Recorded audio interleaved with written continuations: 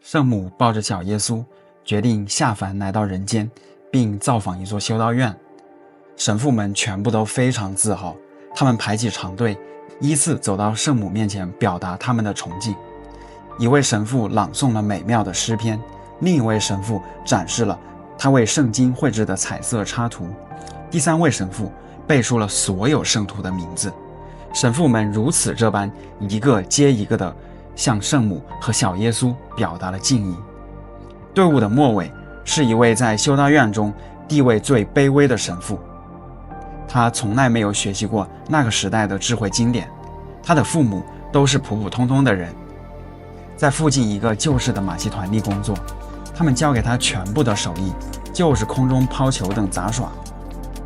当轮到他的时候，其他神父就想结束这场表达崇敬的活动了，因为那位曾经的杂耍艺人没有什么重要的事儿可说，况且还有可能玷污修道院的形象。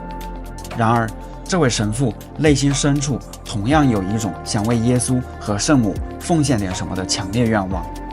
他察觉到了师兄弟们谴责的目光，有些羞怯的从兜里掏出几个橙子，开始玩起了杂耍，并把橙子抛向了空中，因为这是他唯一擅长的事情。这个时候小耶稣就笑了，并开始在圣母怀中鼓起掌来。于是圣母将手臂伸向那位神父，让他抱了抱小耶稣。路加福音，他们走路的时候，耶稣进了一个村庄，有一个女人名叫马大，接他到自己家里。马大有一个妹妹名叫玛利亚，在耶稣脚前坐着听他传道。马大伺候的事儿多，心里忙乱，就走向前来说：主啊，我的妹妹留下我一个人伺候您，你不在意吗？请吩咐她来帮我吧。耶稣回答说：马大马大，你为许多的事儿忧虑烦恼，但是不可少的只有一件。玛利亚已经选择那上好的福分，是不能夺去的。这一段选自新约圣经的路加福音。牧羊少年奇幻之旅的影子开篇写道，炼金术士知道这个关于水仙花的传说。一个英俊的少年天天到湖边去欣赏自己的美貌，他对自己的容貌如痴如醉，甚至有一天掉进湖里溺水身亡。他落水的地方长出一株水仙花，人们称之为水仙。顺便再说一下，在英文里面水仙和自恋 narcissistic 是同一个单词。好，继续。但是爱尔兰的作家奥斯卡·王尔德却不是这样结束故事的。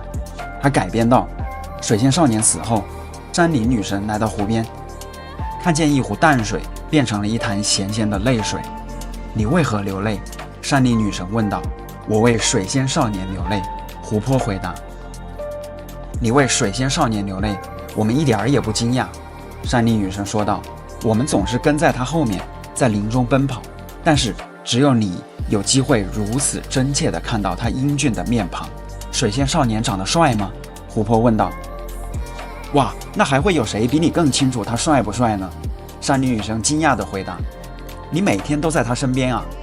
湖泊沉默了一会儿，最后开口说，我是在为水仙少年流泪，可是我从来都没有注意到他的容貌。我为他流泪，是因为每次他面对我的时候，我都能从他眼睛瞳孔的深处看到我自己的美丽印象。好，言归正传，进入上部了。故事的开篇，这个男孩名叫圣地亚哥。夜幕降临时，圣地亚哥赶着羊群来到一座废弃的老教堂前。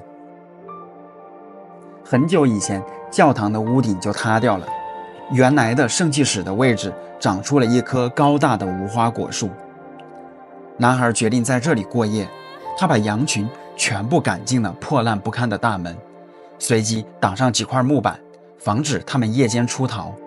这个地区没有狼，但有一次一只羊在晚上逃了出去，害得他花了一整天时间去寻找。圣地亚哥把自己的外套铺在地上躺了下来，把刚刚读完的一本书当作枕头。睡着之前，他提醒自己必须开始读一些更厚的书籍，读书能消磨更多的时间，夜间当枕头用也更舒服。醒来时天还没亮，透过残破的屋顶，他看到了星星在闪烁。他的内心说，真想多睡一会儿。他做了个梦，和上周做的梦一模一样，而且又是梦没做完就醒了。男孩爬起来喝了2口酒，然后拿起牧羊棍呼唤还在沉睡的羊群。他早已注意到，只要他一醒啊，大多数的羊也都开始醒过来，仿佛有种神秘的力量把他的生命同那些羊的生命联系在一起。2年来，那些羊跟他走遍了这片大地，四处寻找水和吃的。这些羊太熟悉我了，已经了解了我的作息时间了，他喃喃自语。略加思索，他又想，事情可能正相反，也有可能是他已经熟悉了羊群的生活习性。可是啊，总会有一些羊拖延一会儿才醒，男孩就用牧羊棍挨个捅醒他们，同时呼唤着羊的名字。他一直坚信啊，羊能听懂他说的话，因此呢，他时不时给羊群读一些给他留下深刻印象的书籍，或者呢，对羊群诉说自己在野外的孤独和快乐。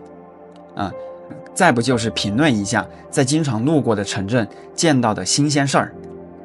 不过最近2天，他的话题只有一个，就是那个女孩，一个商人的女儿。她住在离这里有4天路程的一个镇子上，他只去过那里1次，是在去年。那个商人是一家纺织品店的老板，他喜欢看别人当着他的面剪羊毛，以防别人弄虚作假。一个朋友指点男孩去那家店铺，于是他便赶着羊群到了那里。老板，我有点羊毛要卖，他对那个商人说。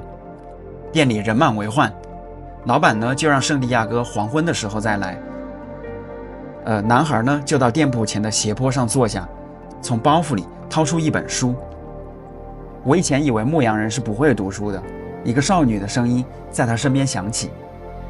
好，在接下来这一个系列，我将会和大家一起阅读《牧羊少年的奇幻之旅》，这也是我最喜欢的一本书。订阅支持我一下吧，非常感谢。